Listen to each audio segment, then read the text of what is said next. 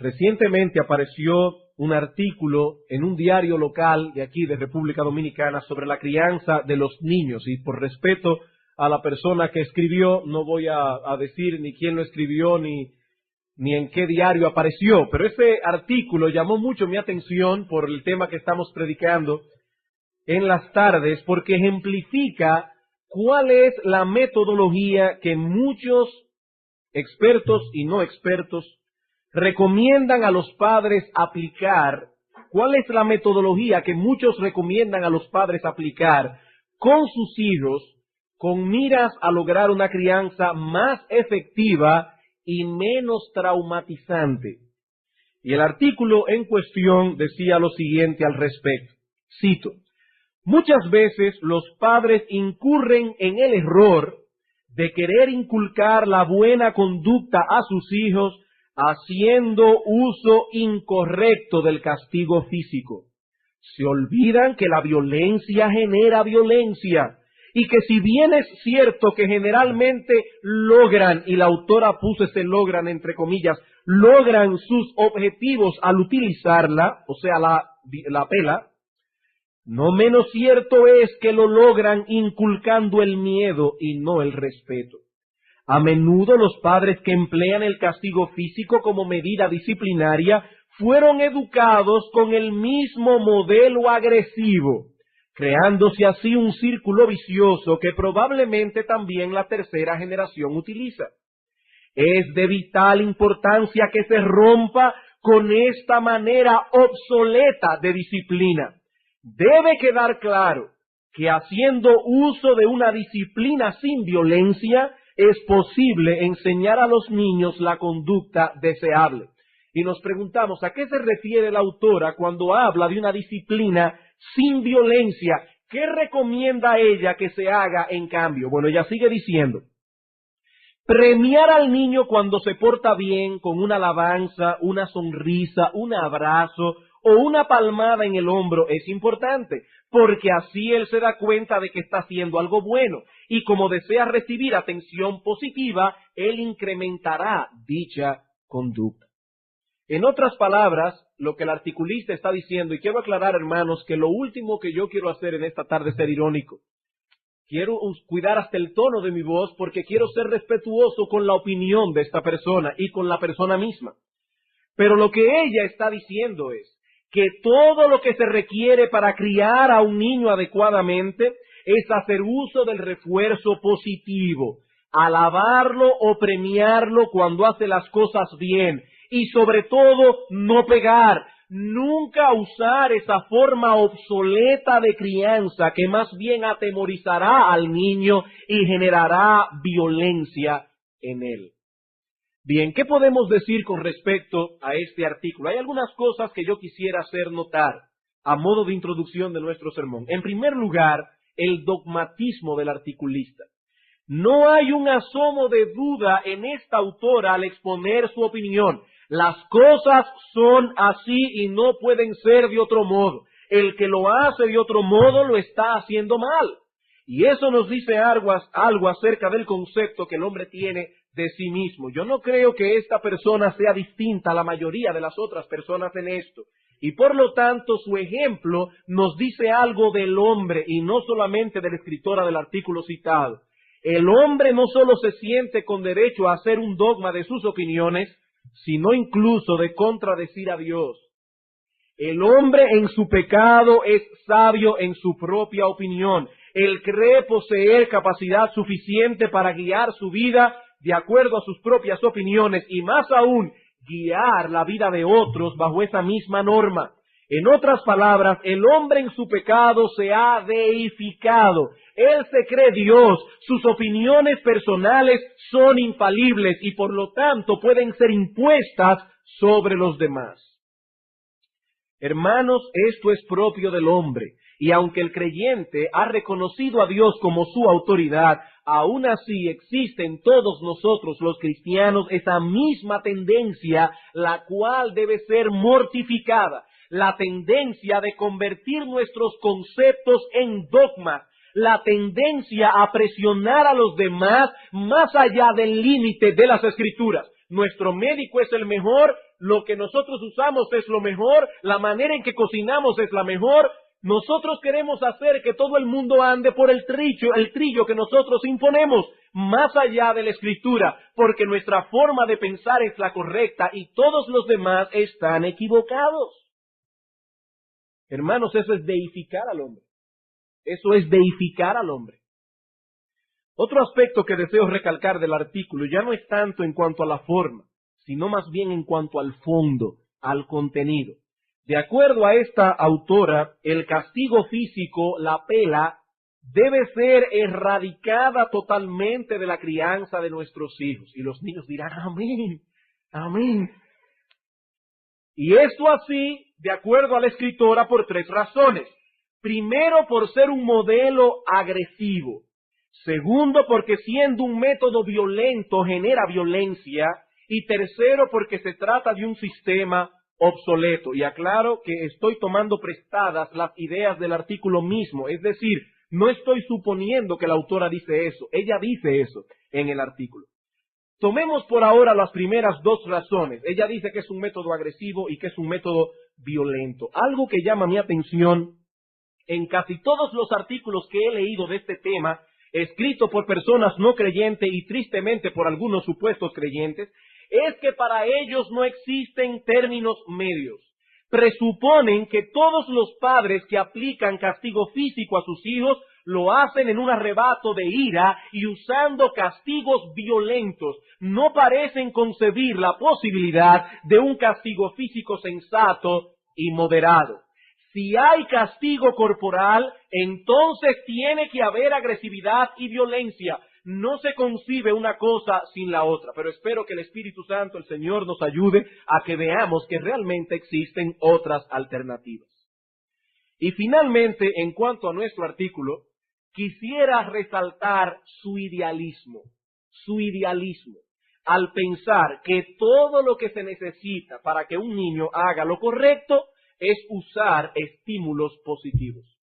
Esa idea no solo echa a un lado la enseñanza bíblica del pecado que viene amarrado a nuestro corazón desde que nacemos, sino que también pasa por alto lo que todos los padres aprenden rápidamente por la experiencia, que nuestros hijos tienden a captar con más facilidad lo malo que lo bueno. Aprenden a mentir desde pequeños sin que nadie los instruya. Nuestros niños son egoístas por naturaleza y si los dejamos sin freno, tenemos buenas razones para creer que ese mal se acrecentará por más estímulos positivos que usemos. Pero más aún, nuestros niños son niños y aunque son personas y deben ser respetados como personas, muchas veces, yo diría la mayoría de las veces, no saben qué es lo que les conviene. Ellos necesitan dirección, pero la dirección nunca será efectiva si no poseemos medios firmes de hacer valer nuestras palabras. Decirle a un niño lo que debe hacer y luego no poder guiarlos efectivamente a hacerlo no tiene ningún sentido. No tiene ningún sentido. ¿Significa eso que la estimulación positiva a través de palabras de elogio, de recompensa, etcétera, no tiene ningún lugar en la educación de nuestros hijos? No, eso no es lo que queremos decir. En nuestro sermón anterior tratamos este aspecto de la crianza. En aquella ocasión dijimos que los padres cristianos debemos tener cuidado de no sobrereaccionar al énfasis que la psicología y la educación moderna han puesto en el estímulo positivo. Porque si sobrereaccionamos, terminaremos arrancando la paja juntamente con el trigo, lo bueno juntamente con lo malo. Si alguno no estuvo aquí la semana antes pasada, les recomiendo que escuche el cassette para que pueda tener una visión balanceada de este asunto. Pero lo que estamos diciendo es que ese estímulo positivo no es suficiente. No es suficiente. Si queremos reforzar apropiadamente la instrucción que estamos dando a nuestros hijos, debemos usar un refuerzo positivo cuando hacen el bien, pero también uno negativo cuando hacen el mal. Y es precisamente acerca de ese refuerzo negativo que quisiera tratar en esta ocasión y el domingo próximo tal vez, no sé si terminemos el domingo próximo, pero vamos a ver si el Señor nos lo permite. Pero antes, quisiera recordar que para esta serie de sermones Hemos sido ayudados por el material expuesto por el hermano Greg Nichols en la Iglesia Bautista de Trinity hace unos años atrás. En realidad, nos habíamos apartado, yo diría, bastante de la serie original, pero en este punto hemos vuelto una vez más a seguir de cerca, no todo el contenido, pero sí al menos el esquema general de aquellos estudios, básicamente los encabezados, o casi todos los encabezados, y por lo tanto es honesto darle su crédito correspondiente. Por otro lado, es bueno hacer notar que la base de lo que habremos de decir en estos sermones es la palabra de Dios. Los estudios del hermano Nichols o de cualquier otro predicador o del libro que usemos para estos sermones son válidos únicamente en la medida en que reflejan con fidelidad lo que Dios dice en su palabra. Aquí no nos encontramos ante las opiniones de dos grupos de expertos, donde cada grupo afirma dogmáticamente tener la razón y nosotros tendremos que decidir cuál de los dos vamos a tomar. No, el antagonismo es más bien entre los expertos del mundo y la palabra de Dios. Dios dice una cosa, el hombre dice otra, y los cristianos no tenemos problemas, no sentimos vergüenza alguna en afirmar dogmáticamente que creemos que Dios tiene la razón. No nos avergonzamos de decir eso. Nosotros creemos dogmáticamente que Dios tiene la razón. Y lo que vamos a hacer en esta noche, en primer lugar, es dar una visión general de la doctrina bíblica de la corrección. En segundo lugar, responderemos a algunas de las objeciones más comunes que se levantan contra el uso del castigo físico en la crianza de los hijos. Y tengan paciencia, el próximo domingo, si el Señor lo permite, daremos pautas prácticas escriturales acerca del uso del castigo físico o de la pela, como se le llama comúnmente.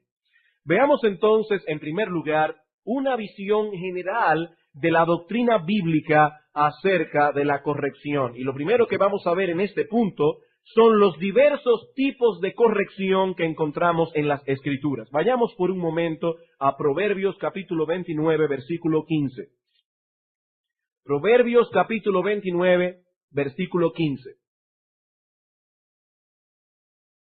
¿Cuáles son los diversos tipos de corrección que encontramos en las Escrituras? Dice el autor de Proverbios: la vara y la corrección dan sabiduría, mas el muchacho consentido avergonzará a su madre.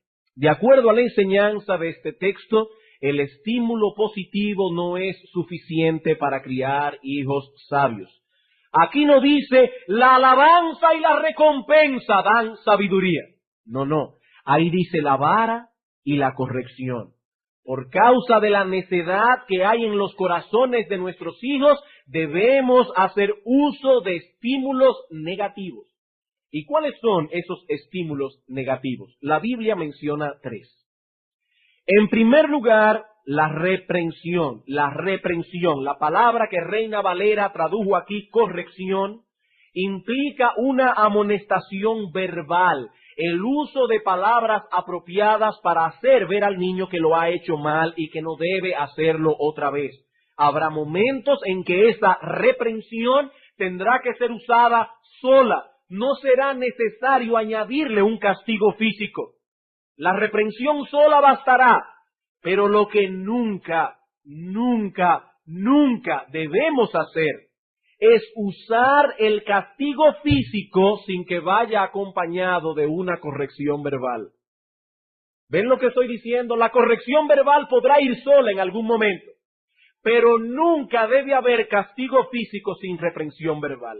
Con respecto a esto, Bruce Ray escribe lo siguiente en su excelente tratado, recomendable tratado, No rehuses el corregir. Dice él: son demasiados los padres que azotan a sus hijos sin decirles nunca por qué lo hacen. Un hombre me dijo que cuando era niño, siempre que su madre se enojaba con él, lo azotaba y luego le aplicaba el tratamiento de la indiferencia durante días e incluso semanas. Si él preguntaba qué es lo que había hecho para que ella le tratara así, ella le replicaba como algo natural: ya tú lo sabes. Pues bien, el niño no lo sabía, no podía entenderlo porque nunca se le dijo. En esos casos la vara fue aplicada, pero no era disciplina bíblica. La disciplina bíblica es corrección, y eso significa que la pauta del comportamiento del niño debe ser cambiada por medio de la instrucción en la justicia. Hay que mostrarle el error en que ha incurrido y luego dirigirle al camino apropiado. Esto requiere explicaciones e instrucción. La disciplina bíblica requiere palabras. Termina la cita. En segundo lugar, no solo tenemos la reprensión en cuanto a los tipos que hay, sino también la restricción. La restricción, esto es cuando los padres revocan algún privilegio o restringen el campo de acción de sus hijos con miras a cambiar un mal comportamiento. Y al hacer esto estamos imitando a Dios como padre.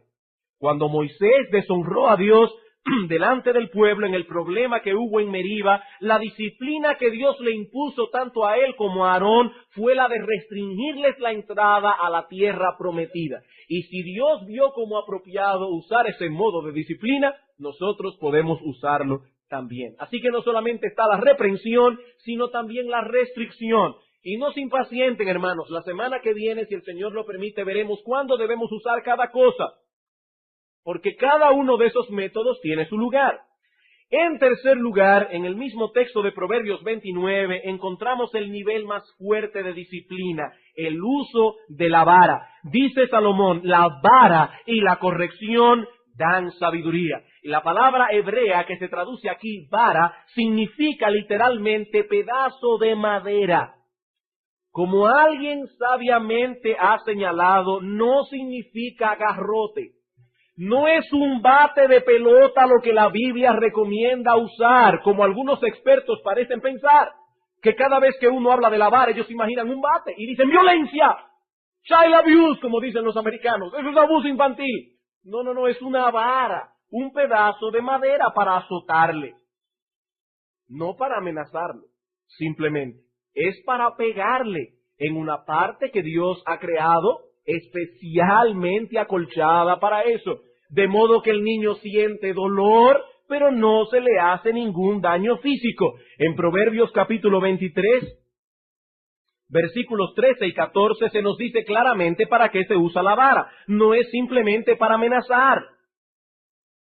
Dice aquí, no rehúses corregir al muchacho, porque si lo castigas con vara, no morirá. Lo castigarás, no lo amenazarás, lo castigarás con vara y librarás su alma del Seol. Hablando en lenguaje moderno, aquí se está hablando de la pela, de usar la pela como un método apropiado de castigo corporal. He aquí entonces los tres niveles de disciplina que debemos usar: la reprensión, la restricción y la vara. Veamos ahora, dentro de este mismo punto, de una visión general de la doctrina bíblica, de la disciplina, el propósito de la corrección. El propósito de la corrección. Ya vimos los distintos tipos que hay. Veamos ahora su propósito. El aplicar la reprensión, la restricción o la vara en nuestros hijos no es un fin en sí mismo. Estos son medios para llegar a un fin. Esto ha sido diseñado por Dios con un propósito específico. ¿Cuál es ese propósito? Nuestro texto nos lo dice, Proverbios 29:15. La vara y la corrección dan sabiduría. Y esto nos dice de entrada que nuestros hijos no nacen con una tendencia natural hacia la sabiduría. No es inherente a ellos. Son hermosos, tiernos, dulces, adorables, pero no son sabios. No son sabios.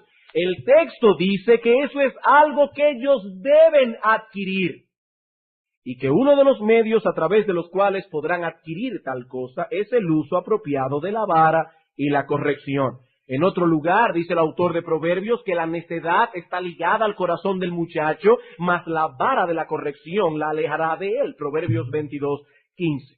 Así que solo la vara y la corrección podrán frenar el avance de esa tendencia hacia el mal con que nuestros hijos nacieron. Y hermanos, ese es el gran problema de los expertos del mundo. Ellos no ven las cosas desde esa perspectiva y al no conocer con exactitud cuál es la enfermedad, tampoco están cualificados para proveer el remedio.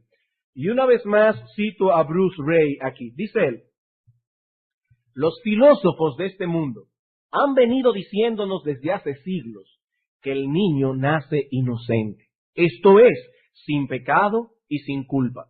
Quizá fue el filósofo John Locke el que dio expresión más clara a esta idea en su ensayo sobre el entendimiento humano, que se publicó primero en 1690. Esto no es nuevo, hermanos, en 1690.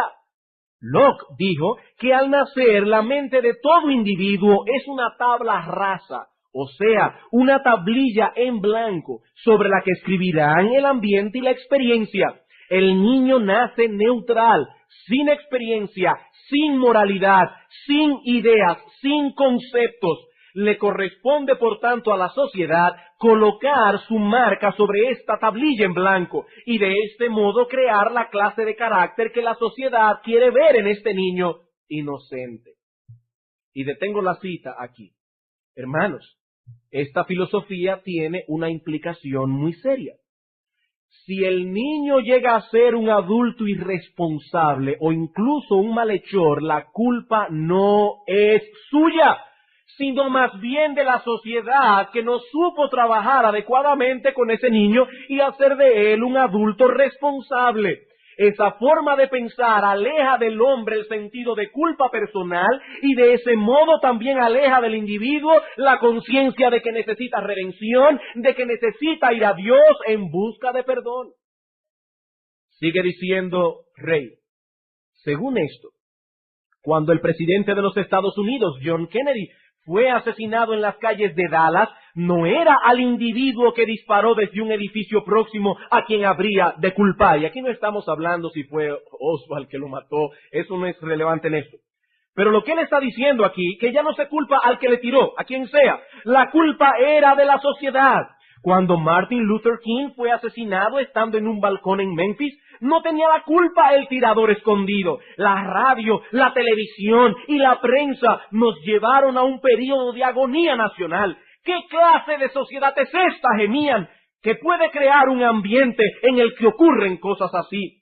También cuando Robert Kennedy fue asesinado ante una cámara de televisión en Los Ángeles y cuando George Wallace fue herido gravemente en Wisconsin, la sociedad fue acusada, procesada y declarada culpable de estos crímenes sangrientos. Después de todo, los pistoleros en estos casos fueron niños arrullados todos por su madre. Eran niños inocentes que nacieron como tablillas en blanco.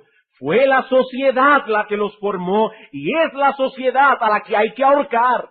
El individuo no puede ser considerado responsable. Si esta teoría es cierta, todo lo que necesita el hombre es una mejor formación social y una mejor educación.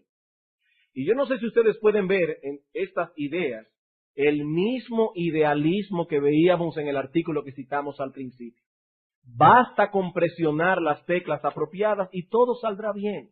Si estos niños hubieran crecido en un contexto de estímulos positivos, la historia hubiese sido muy diferente.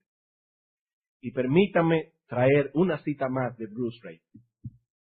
En nuestros días pensamos que sí podemos educar a nuestros hijos debidamente, inscribiendo los hechos correctos y las fechas correctas en estas tablillas en blanco.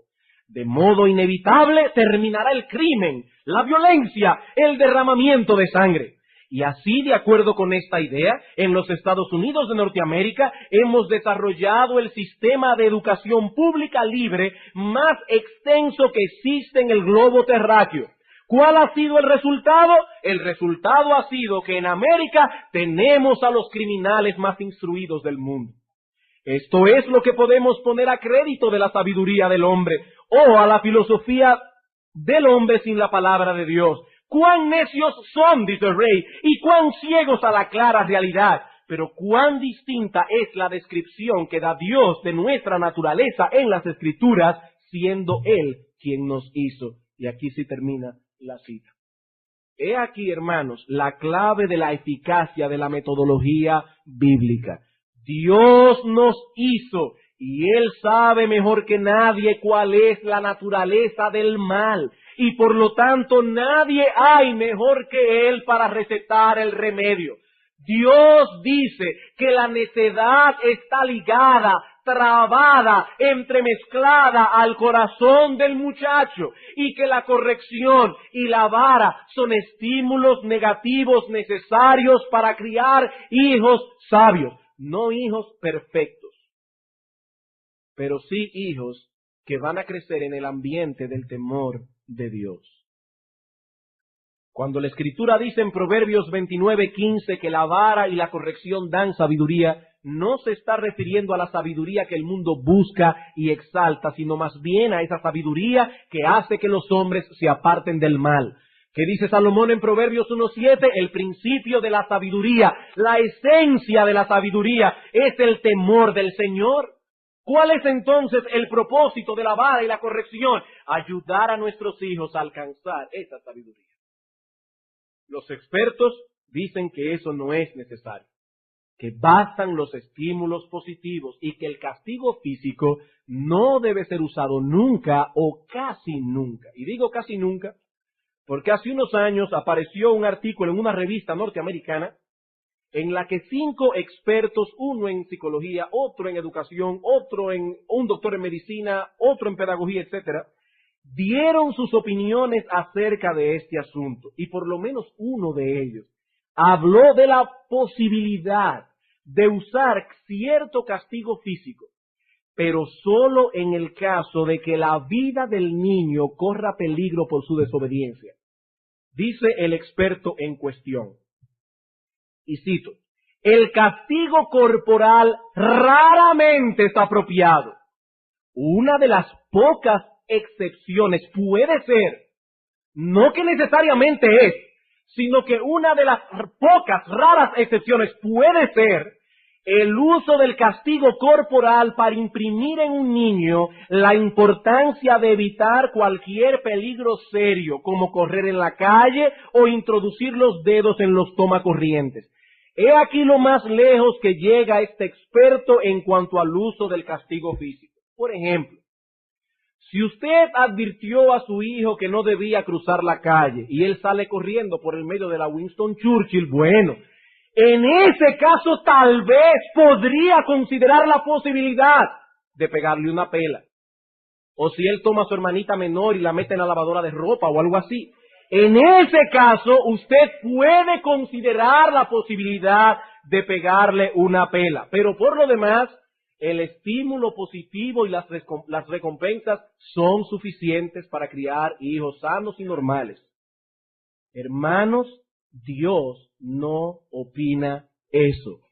Dios tiene una opinión distinta en su palabra. La vara y la corrección deben ser usadas para criar hijos sabios. Los padres que pasen por alto estas advertencias, tarde o temprano, dice Salomón, serán avergonzados por sus propios hijos. Bien, hasta aquí todo cuanto teníamos que decir en cuanto a la visión general de la doctrina bíblica de la corrección. Veamos ahora, en segundo lugar, algunas objeciones comunes en cuanto al uso de la vara. Algunas objeciones comunes en cuanto al uso de la vara. ¿Por qué las personas, no solamente los expertos, y no solamente los inconversos, tristemente, por qué las personas se resisten a usar el castigo corporal en la crianza de sus hijos? Bueno, si vemos el énfasis que se pone en la Escritura, y más específicamente en el libro de Proverbios, en el uso de la vara, veremos que esa resistencia no es nueva. Dios hace miles de años atrás tuvo que decir a su pueblo, usen la vara, no rehúsen esta metodología, no la rechacen. Ese rechazo entonces no es un producto de la mentalidad moderna, es un producto de la rebeldía natural del hombre contra todo lo que dice Dios. Si Dios dice blanco, el hombre dice negro. Eso fue así desde Adán. No tuvo que venir John Locke, no tuvo que venir Freud. Eso es así desde que el hombre estaba en el huerto del Edén y cayó en pecado. Es un producto de la maldad que hay en el corazón del hombre. Es una de las consecuencias de la caída. Hace muchísimos años atrás, Dios tuvo que ordenar a su pueblo: no rehuses el corregir. Esto era un problema en el tiempo de Salomón, lo mismo que sigue siendo un problema hoy. Sin embargo, el hombre moderno ha hecho una resistencia más marcada, más enfática, yo me atrevería a decir más intelectual, más intelectual. El hombre moderno se postra fácilmente ante toda teoría que venga revestida de un ropaje científico. Si a cualquier tonto se le ocurre escribir un libro acerca de la crianza de los hijos y tiene un PhD, ese PhD le dará importancia a lo que dice, aunque sea una necedad. El hombre se postra ante lo científico, deifica a lo científico, y eso hace más difícil nuestra situación. De todos modos, veremos que las objeciones actuales son las mismas que había en el tiempo en que la Biblia fue escrita, ya que cada una de ellas es tratada en las Escrituras y respondida, como si el autor hubiese tenido estas objeciones en mente. ¿Cuáles son las objeciones? Primera objeción: el uso del castigo físico tendrá un efecto negativo en la vida de tus hijos. El uso del castigo físico tendrá un efecto negativo, como dice esta señora. Eso infunde temor, eso genera violencia. Proverbios capítulo 22, versículo 15. Proverbios capítulo 22, versículo 15.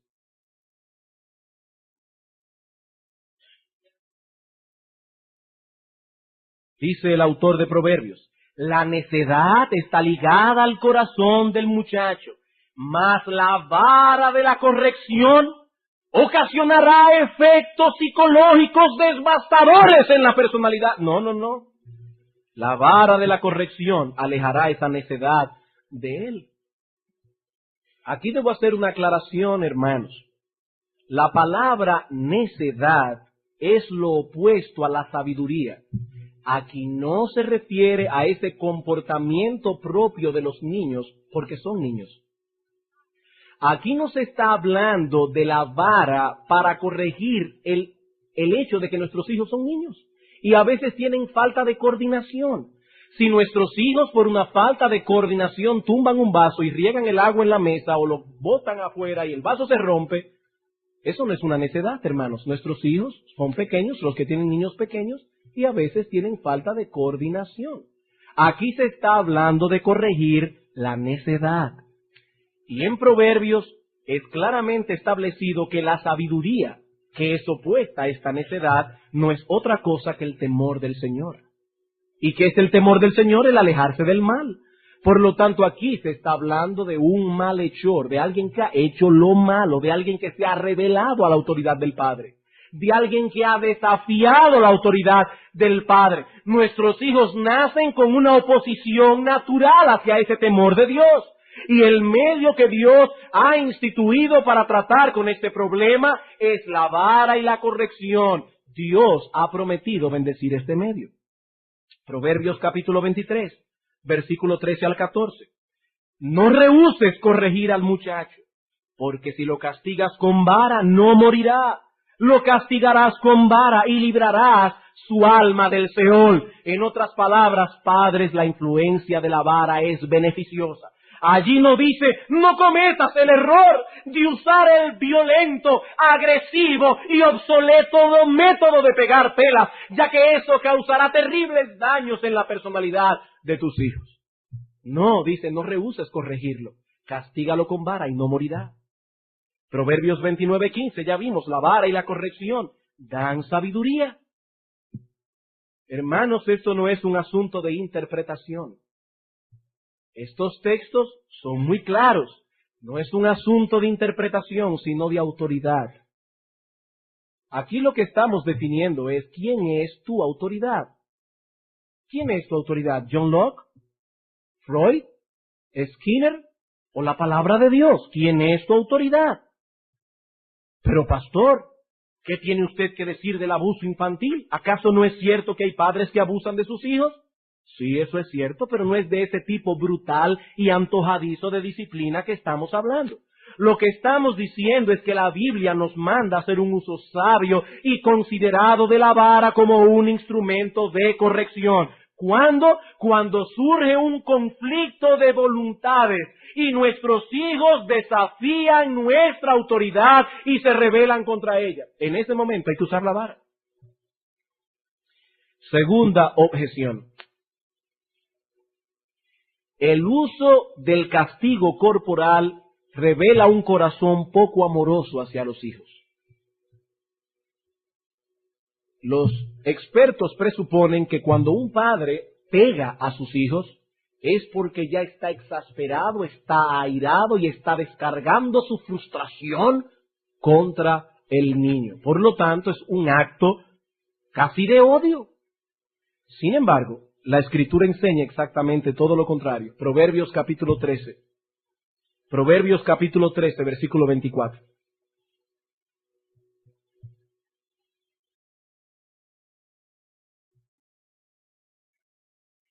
Dice el autor, el que detiene el castigo a su hijo aborrece, mas el que lo ama desde temprano lo corrige. ¿Por qué muchos padres rehúsan el usar ese método? Porque prefieren no meterse en una confrontación con sus hijos. No es porque los aman, sino porque se aman a sí mismos. Dios dice que eso manifiesta desamor hacia los hijos, que eso es irresponsabilidad. Eso es lo que dice Dios. De hecho, ese no es el ejemplo que Dios nos dejó en su palabra. En Proverbios capítulo 3, versículo 11 y 12 dice la palabra, no menosprecies, hijo mío, el castigo de Jehová, ni te fatigues de su corrección. ¿Por qué? Porque Jehová al que ama castiga, como el padre al hijo a quien quiere. Un padre que no usa la vara para corregir a su hijo no está representando a Dios en su paternidad, porque Dios al que ama disciplina, porque Dios usa la vara para castigar la rebeldía de sus hijos. ¿Y quién puede acusar a Dios de desamor? ¿Quién puede acusar a Dios de impaciente? Es cierto que hay padres que pegan airados cuando han perdido la paciencia. También es cierto que algunos padres son crueles e injustos, padres que hacen demandas caprichosas e irrazonables a sus hijos y luego les pegan cuando ellos no pueden llenar la medida que sus padres exigen. Todo eso es cierto, pero ese no es el punto. Ese no es el punto. Aquí no estamos negando que la vara puede ser mal usada, ya sea por una actitud pecaminosa o por ignorancia. Usted puede usar el teléfono para dar latas, puede usar el teléfono para chismear, puede usar el teléfono para salvar una vida. ¿Alguien puede decir que el teléfono no es beneficioso? Aquí no estamos negando que el uso de la vara puede ser terrible. Lo que estamos diciendo es que el uso apropiado de este medio, es una manifestación del amor de los padres por los hijos. Y más aún que el evadir esa responsabilidad es una crueldad. Es una manifestación de desamor. ¿Y saben algo? En el fondo, los hijos lo interpretan así. En el fondo, nuestros propios hijos lo interpretan así. Por supuesto que para ellos es terrible cuando uno le dice, sube a tu cuarto, y uno comienza todo el proceso con ellos. ¿Qué hiciste? ¿Estuvo bien lo que hiciste? ¿Qué debo hacer yo como padre? Etcétera, etcétera. Ustedes conocen eso muy bien. Sin embargo, si nosotros no hacemos eso, nuestros hijos se sienten descuidados. Y no solamente descuidados, se sienten inseguros porque ellos no conocen cuáles son sus límites. Ellos no saben cuáles son sus límites y ellos no pueden establecerlos por sí mismos. Son niños. Hijos que no han sido criados en una disciplina muy precisa, en una disciplina que usa el castigo de la vara, son hijos inseguros. Y sienten en el fondo que sus padres no los quieren, que sus padres no se interesan por ellos, que no hay forma de llamar la atención de sus padres, ni haciendo lo malo siquiera. ¿Qué dice Dios? El que retiene el castigo odia a su hijo. Eso dice Dios. Tercera objeción. La vara es un método anticuado basado en la ignorancia del pasado. El hombre moderno tiene un orgullo de su modernidad. Todo lo pasado está mal hecho. Eso es ignorancia.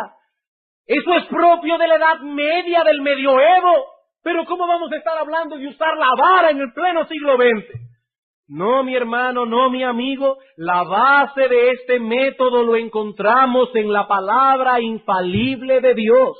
Y la razón que Dios nos da en su palabra posee una vigencia permanente mientras el mundo sea mundo. El uso de la vara es necesario por la corrupción natural del hombre, por esa tendencia que tienen hacia el mal desde que nacen. Y no importan cuántos años pasen antes de que el Señor venga, los niños seguirán naciendo con la necedad trabada en sus corazones y la vara seguirá siendo necesario. Aunque lleguemos al siglo 24. Y en el siglo 24 tendrán que venir predicadores. Yo no imagino cómo será en el siglo 24. Pero tendrán que venir predicadores a decir, hombres fieles, que no teman que lo tilden de estúpidos, y dirán, no rehúses el corregir. No rehúses el corregir. A modo de conclusión, quisiera hacer brevemente algunas preguntas y reflexiones que puedan traer esta enseñanza a vuestras conciencias. Habiendo visto la confrontación que existe entre los expertos del mundo y la palabra de Dios, yo te pregunto, hermano y amigo que estás aquí en esta noche, ¿has sido tú infectado con estas teorías antibíblicas? Hermano, amigo, ¿quién es tu autoridad? ¿Cómo manejas tú las confrontaciones con tus hijos? ¿Qué haces cuando tu niño o tu niña de 2 años te hace una rabieta? Cuando le dices a una cosa que no llega, ¿qué tú haces? ¿Cómo tú manejas esas confrontaciones? ¿Qué haces cuando ellos se atreven a desafiar tu autoridad? ¿Qué haces? Hermanos, es sorprendente ver cómo las personas del mundo manejan estas cosas.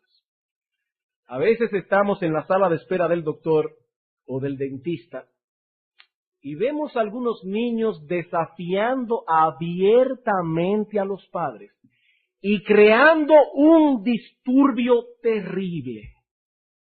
Y los padres no parecen estarlos viendo. Ellos están entretenidos leyendo una revista o hablando con otro paciente cuyo hijo probablemente está haciendo exactamente lo mismo. Y si no lo sacan de ahí, en 1 hora van a destruir el consultorio.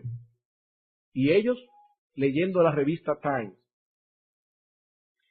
Y cuando el asunto llega a un nivel que ya no puede ser evadido porque los demás pacientes están al coger la loma, entonces los padres comienzan a negociar con el muchacho.